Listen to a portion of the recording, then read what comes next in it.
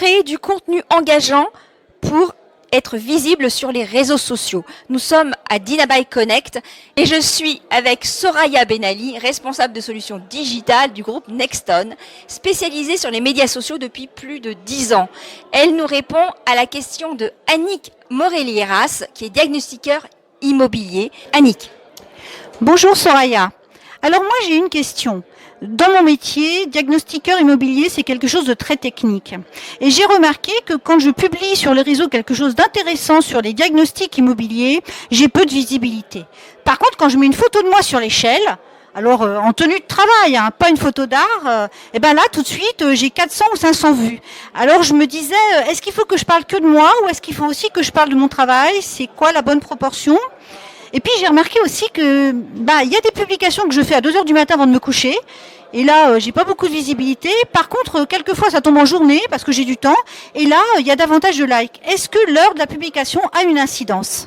Bonjour Annick, alors je vais commencer par la fameuse publication qui va créer de l'engagement. Pourquoi on attire plus sur des photos humaines finalement qui vous représentent vous dans vos équipes en plein travail et pas les informations professionnelles qui devraient intéresser beaucoup plus les communautés.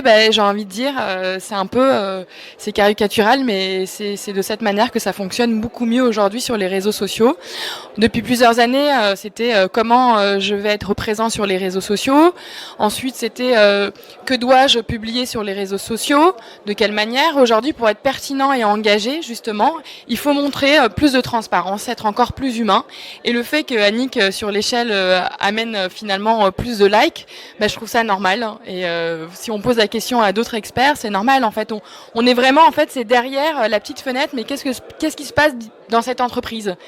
Que voit-on réellement en fait dans cette entreprise? Alors oui, on imagine qu'il y a des chiffres, du développement, des analyses pertinentes, mais quelle est l'équipe qui est derrière? Qui poste derrière justement ces réseaux sociaux? On a envie de connaître ces équipes, on a envie de s'identifier justement aux équipes, donc je trouve ça complètement normal de voir plus de likes. Et aussi autre chose que vous avez peut-être fait de manière un peu naïve, c'est la créativité en fait finalement.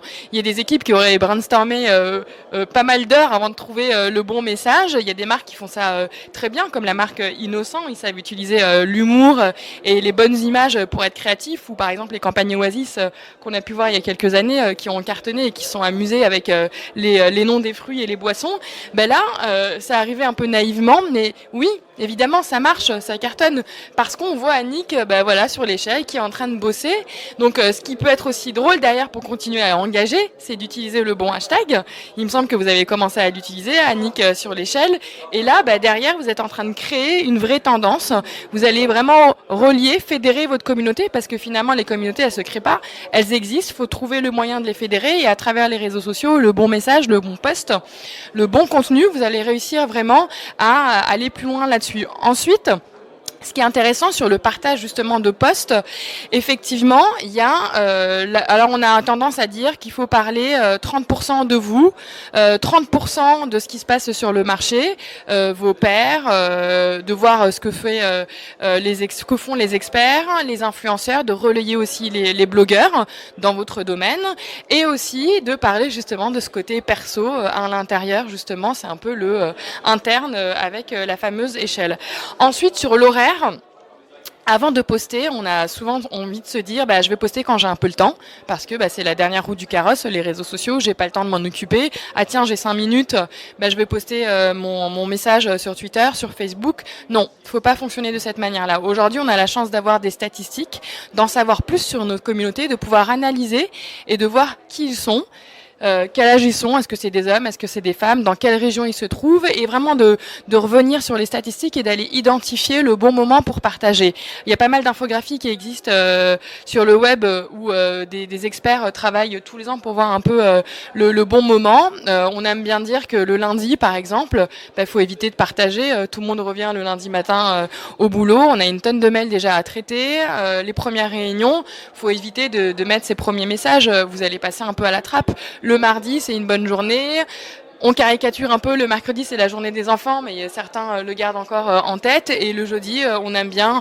Parfois il y a des horaires aussi. J'ai pu voir certaines marques, leur marque était plus présente entre 17h et 19h. Il y a un outil qui est pas mal là-dessus sur Instagram à utiliser justement pour voir en termes d'heures et de statistiques. C'est Iconosquare. Ils sont français, ils sont à Limoges, et on arrive vraiment à détecter le bon moment pour poster sur Instagram. On a vu des marques faire par exemple poster un message, une photo sur Instagram, et parce qu'ils n'ont pas le résultat adéquat, ils suppriment la photo et ils repostent la même photo à un autre moment, et ça peut parfois doubler en termes de statistiques.